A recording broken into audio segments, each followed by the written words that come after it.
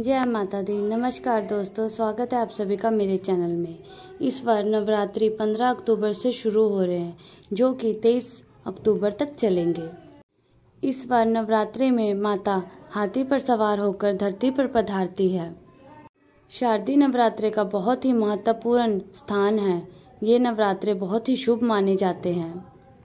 माता का अपने सिंहवास पर सवार होना इस बार ही नहीं होगा, और जब माता हाथी पर सवार होकर धरती पर पधारती है तो बहुत ही शुभ माना जाता है। हमारा जीवन जो होता है सुखमय हो जाता है। नवरात्रों के दिनों में गंगा जल के समान पवित्र दिन माना जाता है। हर एक पल बहुत ही शुभ होता है। इस बार नवरात्रि पूरे 9 दिनों तक मनाई जाएगी। इस बार नवरात्रि ना एक दिन कम ना एक दिन ज़्यादा, पूरे 9 दिन तक मनाई जाएगी। माँ शेरावाली माता की इस बार पूरे आराधना पूजा बड़ी श्रद्धा भाव से किया जाएगा। इस बार नवरात्रि का बहुत ही शुभ संयोग माना जा रहा है।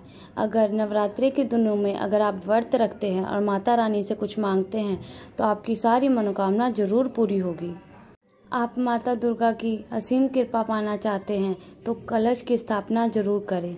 और कलश स्थापना की शुभ मुहूर्त जो है 15 अक्टूबर को दिन में दोपहर 11:44 से लेकर 12:30 तक रहेगा।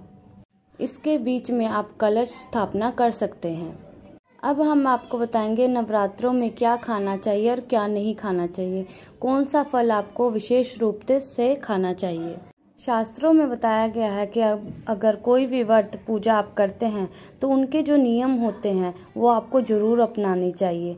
जो चीज़ खाना होता है वही खाइए, जो चीज़ नहीं खाना है वो नहीं खाइए, क्योंकि अगर आप व्रत का पालन नहीं करते हैं तो उसका जो फल होता है वो आपको प्राप्त नहीं होता है। इसीलिए आप जो भी व्रत रखते हैं उसका बहुत श्रद्धापूर्वक पालन करिए, क्योंकि माना जाता है अगर हम कोई चीज़ की इच्छा करते हैं तो हमें उसके लिए संघर्ष करना बहुत ही अनिवार्य होता है। अगर हम बिना संघर्ष के हमें कोई चीज़ मिल जाती है तो उसका सही फल हमें प्राप्त नहीं होता है।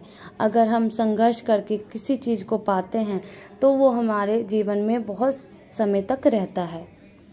भगवत गीता में श्री कृष्ण ने स्वयं कहा था, जो मनुष्य सच्चे हृदय से ईश्वर को पुकारता है तो उसका नाता ईश्वर से जुड़ जाता है, जिस ईश्वर को आपने सच्चे हृदय से पुकारा था। इसीलिए भगवान भी कहते हैं कि सच्चे हृदय से ही ईश्वर को पुकारना चाहिए। और अगर आप कोई व्रत रखते हैं तो अपने मन से सच्चे हृदय से ही उन पूजा पाठ करना चाहिए। कई लोग ऐसे हैं जो भगवान के सामने घंटों पूजा पाठ करते हैं, फिर भी भगवान उनकी कभी नहीं सुनता है। जब तक आप सच्चे मन से भगवान को नहीं पुकारेंगे तब तक ईश्वर आपकी बात नहीं सुनेगा। अब हम आपको बताएंगे कि नवरात्रों के दिनों में क्या आपको खाना है और क्या पीना है। ऐसा कौन सा फल है जो खाने से जो हमारा व्रत होता है वो सफल हो जाता है। नवरात्रों के दिनों में आपको सेब जरूर खाना चाहिए, क्योंकि शास्त्रों में बताया गया है कि अगर हम भगवान को भोग में सेब रखते हैं और उनको सेब का भोग लगाते हैं तो उससे भी हमें बहुत लाभ होता है। इसीलिए नवरात्रों के दिनों में आपको सेब का सेवन जरूर करना चाहिए। आपको दूध, केला, पपीता, अंगूर ये सब चीज़ें भी जरूर खानी चाहिए, जिससे आपके शरीर को शक्ति मिलती है और आपका व्रत भी पूरा होता है। शास्त्रों में ये भी बताया जाता है कि नवरात्रों के दिनों में आपको सीताफल जरूर खाना चाहिए। सीताफल खाने से 10 ऐसी बीमारियां हैं जो खत्म हो जाती हैं। माना जाता है कि नवरात्रों के दिनों में अगर आप सीताफल अपने घर में लेके आते हैं तो वो बहुत ही शुभ माना जाता है। सीताफल खाने से नवरात्रि का व्रत जो सफल हो जाता है, क्योंकि इसमें माता सीता का आशीर्वाद मिला होता है। नवरात्रि के दौरान इसे जो भी खाता है उसे दुखों का सामना नहीं करना पड़ता है। नवरात्रि के दिनों में जब आप डब्बा बंद जूस पीते हैं या कोई फल खाते हैं तो ये आपको नहीं खाना चाहिए, क्योंकि उस जूस में कुछ न कुछ ऐसा मिला होता है जिससे आपका व्रत भी टूट सकता है। जब आप फलों का जूस बनाते हो तो ध्यान रखिएगा उसमें नमक नहीं होना चाहिए और साथ ही साथ आप उसमें बर्फ़ नहीं डालिए। नवरात्रि के दौरान आप अगर सिंघाड़े का आटा खाते हैं उसकी रोटी बना करके, तो ये ध्यान रखिएगा जो आटा होता है वो ज़्यादा पुराना नहीं होना चाहिए, क्योंकि ज़्यादा पुराने आटे में कीड़े वगैरह लग जाते हैं। इसीलिए आप ध्यान दे के तभी उसके बाद साफ़ सुथरा ही आटा खाइए। नवरात्रि के दौरान आप शाम के समय खाने में दही ले सकते हैं, आलू वगैरह खा सकते हैं, साबूदाने की टिकिया बना करके भी खा सकते हैं, आलू के पापड़ भी आप खा सकते हैं। नवरात्रि के दौरान आप दूध पी सकते हैं जिससे आपके शरीर को ताकत मिलेगी। आप चाय वगैरह भी पी सकते हैं और कोई भी भोजन में नमक नहीं होना चाहिए। और ये ध्यान रखें जो व्रतधारी होता है उसे गले तक भोजन कभी भी नहीं करना चाहिए, पूरा पेट भर के भोजन नहीं खाना चाहिए, नहीं तो व्रत रखने का कोई भी फायदा नहीं होगा। नवरात्रि के दिनों में माता के अलग अलग रूपों का 9 रूपों का पूजन किया जाता है। 9 दिनों में अलग अलग माताओं को अलग अलग पुष्प भेंट किए जाते हैं। उनका जो प्रसाद होता है वो भी अलग अलग होता है। लेकिन आप जानते हैं कुछ ऐसी वस्तुएं हैं जो नवरात्रि के दिनों में आपको माता रानी को अर्पित नहीं करनी चाहिए। नवरात्रि के दिनों में कुछ ऐसी चीज़ें हैं अगर आप माता रानी को अर्पित कर देते हैं तो उसका फल आपको प्राप्त नहीं होगा। इसीलिए जान लीजिए कौन सी ऐसी चीज़ें हैं जो नवरात्रि के दिनों में आपको माता रानी को अर्पित नहीं करनी है।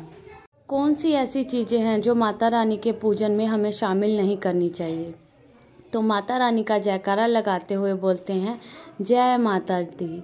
और अगर आपने मेरे चैनल को सब्सक्राइब नहीं किया है तो ज़रूर सब्सक्राइब करिए और जय माता जी कमेंट बॉक्स में ज़रूर लिखिए। नवरात्रों के दिनों में कभी भी जो शादीशुदा महिलाएं हैं उनको सफ़ेद वस्त्र पहन के पूजा पाठ नहीं करना चाहिए। साथ ही साथ काले कपड़े भी नहीं पहनने चाहिए जिससे पूजा खंडित हो जाती है। जब भी आप माता रानी की चौकी लगाएं उसके नीचे आपको कागज नहीं लगाना चाहिए। माता की चौकी हमेशा आपको लाल कपड़ा बिछा करके ही बनाना चाहिए। नवरात्रि के दिनों में ध्यान रखें जो व्रतधारी होता है उसे जो अपना आसन होता है वो माता की चौकी के पास ही लगाना चाहिए और वहीं पर आपको सोना भी चाहिए।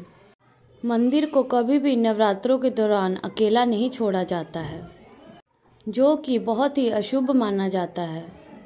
इससे दुर्गा माता नाराज हो जाती है और हमेशा के लिए चली जाती है। नारियल हिंदू धर्म में नारियल को संबंधी धर्म, श्रद्धा, सम्मान का सूचक माना जाता है। नारियल को श्रीफल भी कहा जाता है। नारियल का हर एक मांगलिक कार्य में विशेष महत्व होता है। जैसे कि आप जानते हो माता रानी के कई मंदिरों में नारियल से बलि भी दी जाती है और माता रानी के पूजन में हमेशा हम नारियल का इस्तेमाल ज़रूर करते हैं।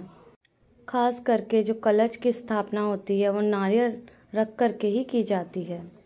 माता रानी के पूजन में नारियल का इस्तेमाल करते हुए हम कुछ गलतियां कर बैठते हैं। नारियल कई प्रकार के होते हैं, एक हरा, दूसरा सूखा। माता रानी के पूजन में हमेशा पानी वाला नारियल और जटा वाला नारियल का ही इस्तेमाल करना चाहिए। कभी भी नारियल चटका हुआ या टूटा हुआ नहीं होना चाहिए, क्योंकि साबुत नारियल ही पूर्ण और पवित्रता का प्रतीक होता है। साबुत नारियल ही श्रीफल यानी कि माँ लक्ष्मी का फल कहा जाता है। कभी भी नारियल आपको ऐसा नहीं रखना चाहिए, हमेशा लाल कपड़े में बांधकर मौली बांध करके उसके पास ही आपको कलश के ऊपर रखना चाहिए। जब सही तरीके से नारियल रखा जाता है तभी हमें व्रत और पूजन का फल प्राप्त होता है। जो महिलाएं होती है वो माता रानी को नारियल अर्पित तो कर सकती है, पर कभी भी माता रानी के सामने नारियल को तोड़ना नहीं चाहिए, क्योंकि नारियल बीज रूप होता है और स्त्रियां बीज रूप से ही शिशु को जन्म देती है। इसीलिए कभी भी महिलाओं को नारियल नहीं तोड़ना चाहिए। लौंग का इस्तेमाल हम माता रानी के पूजन में करते हैं, पर जब भी हम उसका इस्तेमाल करते हैं तो हम गलती करते हैं। ये ध्यान रखना चाहिए कि जब भी हम माता रानी को लौंग अर्पित कर रहे हैं तो वो फूल वाला लौंग ही होना चाहिए। जिस लौंग में फूल नहीं होता और जिस लौंग में पीछे लकड़ की डंटी नहीं होती है, उस लौंग को कभी भी माता रानी को अर्पित नहीं करना चाहिए। फूल वाले लौंग को ही माना जाता है, अच्छा माना जाता है, वही हम माता रानी को अर्पित कर सकते हैं। माता रानी के पूजन में कभी भी तुलसी का पत्ता अर्पित नहीं करना चाहिए और उसके साथ ही साथ आंवले को भी माता रानी को नहीं चढ़ाना चाहिए और दुर्वा भी माता रानी को कभी भी अर्पित नहीं करना चाहिए। दुर्वा भगवान श्री गणेश को अति प्रिय है। नवरात्रि के दिनों में आप भगवान गणेश को दुर्वा अर्पित कर सकते हैं। भगवान विष्णु को तुलसी के पत्ते जरूर अर्पित करें, लेकिन माता रानी को कभी भी भूल से भी तुलसी के पत्ते अर्पित ना करें, ना ही दुर्वा अर्पित करें। लाल रंग के फूल माता रानी को अर्पित करने चाहिए, क्योंकि लाल रंग के फूल माता रानी को बहुत ही प्रिय होते हैं। खास करके माता रानी को कमल के फूल और अड़हुल के फूल बहुत ही प्रिय हैं। शास्त्रों में बताया जाता है कि आपके मंदिर में, आपके घर के मंदिर में माता रानी की 2 या 3 फोटो नहीं रखनी चाहिए। इस बात का भी आपको ध्यान रखना चाहिए कि माता रानी के पूजा में कोई भी खंडित चीज़ का प्रयोग आपको नहीं करना चाहिए। तो इन सब चीज़ों का आपको ध्यान जरूर रखना है और नवरात्रि की पूजा सच्चे दिल से करनी है। जय माता दी, जय माता दी, जय माता दी, जय माता दी, जय माता दी, जय